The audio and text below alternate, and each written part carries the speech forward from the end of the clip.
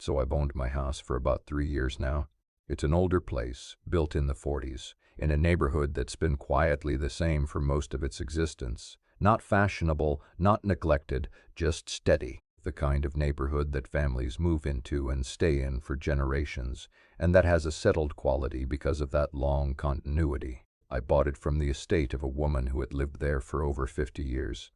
That detail is important. 50 years in one house means 50 years of a person's presence soaked into the walls and floors. And when you buy a house like that, you are buying the bones of someone else's life, along with the structure itself. I knew that going in.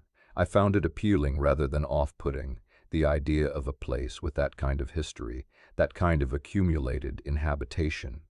The previous owner's name was Ruth. I know this from the paperwork, from the neighbors who had known her, from a few items she left behind that the estate hadn't gotten around to clearing, some gardening tools in the shed, a few pieces of furniture that were too heavy to move easily and that I ended up keeping because they fit the house better than anything I would have bought. I know from the neighbors that she was a private woman, self-sufficient, the kind of neighbor who was friendly enough when you encountered her, but who didn't make a habit of seeking company. She had no children. A nephew somewhere handled the estate. She died in her 80s, in the house, and she left it to the nephew who sold it to me without, as far as I could tell, much emotional difficulty. He'd only met her a handful of times. I moved in the spring.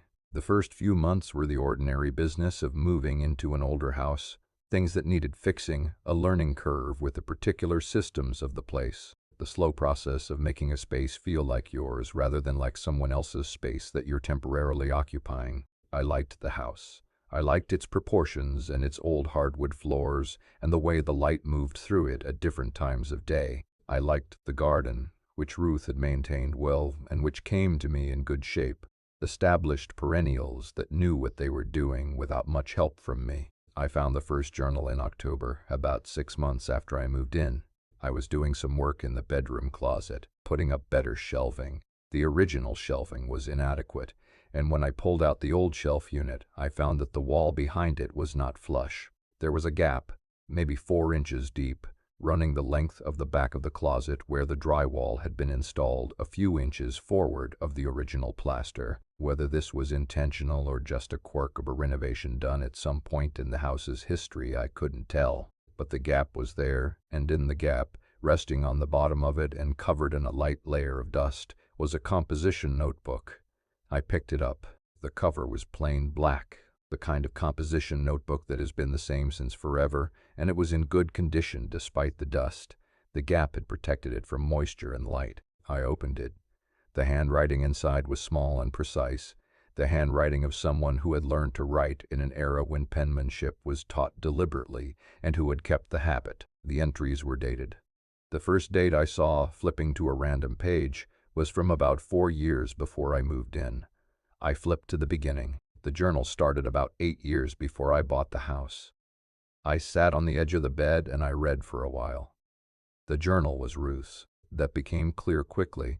The voice of it, the references to the house and the garden and the neighborhood were all consistent with what I knew of her. It was a daily journal, or close to daily, recording the ordinary events of her life in that precise small handwriting. Weather, garden notes, what she'd cooked, observations about the neighborhood, thoughts she was having about books she was reading. The kind of journal that is not dramatic, but that accumulates over hundreds of pages into a portrait of a person and their daily life. That is deeply specific and deeply private. I felt, reading it, the particular discomfort of reading something that was not meant for me, the intimacy of someone else's daily observations, the small details of a life recorded without any expectation of an audience. I read maybe 10 pages and then I closed the notebook and set it on the dresser. I found 3 more journals over the next month, all in the same gap behind the closet shelving. Same composition of books, same precise small handwriting, covering different periods of years, all Ruth's. All the same texture of daily life recorded in careful detail. I sat with the question of what to do with them for a couple of weeks. The nephew, as far as I could tell from our brief interactions during the sale, had no interest in anything about Ruth beyond what was legally required of him. Donating them to a local historical society felt odd. They were private diaries, not a public record. Throwing them away felt wrong. I eventually decided to put them in a box in the basement, intact, and think about it more later. They weren't mine to read, and they weren't mine to discard. And until I figured out what they were mine to do with, keeping them carefully intact seemed like the right call. I put them in a box. I labeled the box Ruth's Journals. I put the box on a shelf in the basement, and I went about my life. In January, so about 9 months after I'd moved in, I came home from work one evening and found the box on the kitchen table. I had not put the box on the kitchen table. I had put it on a shelf in the basement, and I had not touched it since. I lived alone. Nobody had been in the house that day. I'd been gone since early morning, and I lived alone, and there was no reason for the box to have moved, and no mechanism by which it could have moved except a person moving it, and there had been no person. I stood in my kitchen looking at the box for a long time.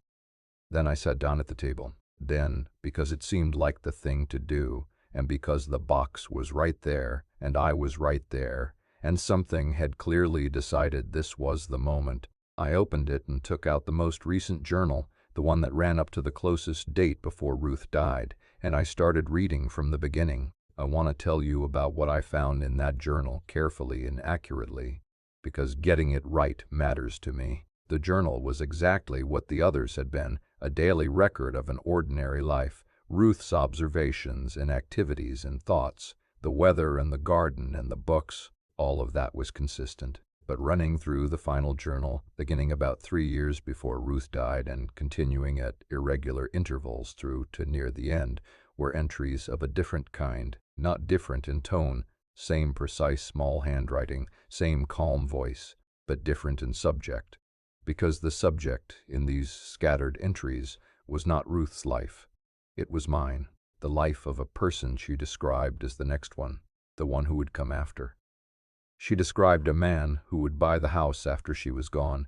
She wrote about his habits, his daily schedule, the small routines of his life in her house. She wrote about how he took his coffee in the morning, standing at the kitchen window looking at the garden she had planted, and how he appreciated the garden without quite knowing why everything in it came back so reliably every spring. She wrote about his evenings, the way he moved through the rooms, the particular chair he would come to prefer in the front room. She wrote about the quality of his attention to the house, careful, grateful, the way she would have wanted someone to be with the place she'd spent 50 years building. She wrote about his dog. I don't have a dog. I've never had a dog in this house.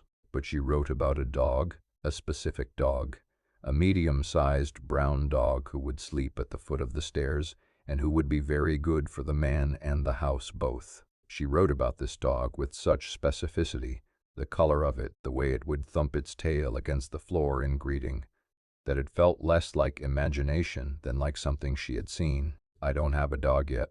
I've been thinking about getting one, specifically a medium-sized brown dog. I've been thinking about this for about a year since reading that journal, and I can't tell you whether Ruth put the thought in my head or whether the thought was already forming, and Ruth simply saw it. She wrote, in the last entry that mentioned the next one, something that I've read many times since and that I think about most often.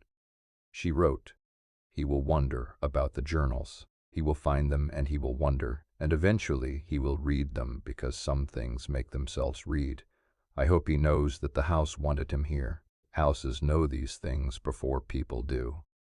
This house has been waiting for someone who would care for it the way it deserves to be cared for, and I believe that person is coming after me. I hope he feels that. I hope he feels welcome. He will find them and he will wonder, and eventually he will read them because some things make themselves read." I sat at my kitchen table with that journal for a long time after I read that. The kitchen was dark outside the window, and the house was quiet around me, and I thought about Ruth in this same house for 50 years, and about whatever quality of perception or intuition or something else entirely had let her see the outline of a future she would not live to witness, and about a box moving itself from a basement shelf to a kitchen table because some things make themselves read. I said out loud because it had worked for people in other stories I'd heard and because it felt like the right thing. "I hear you, Ruth. I feel welcome." The house was quiet, but it was a particular kind of quiet. The warm kind, the kind that a house has when it's occupied by someone who belongs in it. I've lived here for 3 years now. I know where everything is and how everything works, and I've made the place more mine, while also, I hope, honoring what it was before I got here. The garden comes back every spring, exactly as Ruth tended it. I stand at the kitchen window with my coffee and look at it the way she apparently knew I would. I still don't have the dog, but I've been looking at shelters. There's a medium-sized brown dog at a place about 20 minutes from here that I've looked at on the website 3 or 4 times now. He has a good face, patient and warm, the kind of dog who would sleep at the foot of the stairs. I think I'm going to go meet him this weekend. I think Ruth would be pleased. The journals are back in the basement, in their box on their shelf kept carefully. They're not mine to share and not mine to discard, but they're mine to keep, in this house that Ruth kept for 50 years and that she apparently knew was going to be mine before I did. I feel the weight of that responsibility in a good way, the way you feel the weight of something entrusted to you by someone who chose you for the job. I take care of the house. I take care of the garden. I stand at the kitchen window with my coffee in the morning and I look at the perennials that Ruth planted and that come back without being asked. And I think about the invisible thread that runs from whoever came before to whoever comes after, the long continuity of inhabited places and the people who give themselves to them. Some houses know who they're waiting for. I'm glad this one waited for me. Sleep well tonight. I hope wherever you are feels like a place that wanted you in it. I hope it feels like home.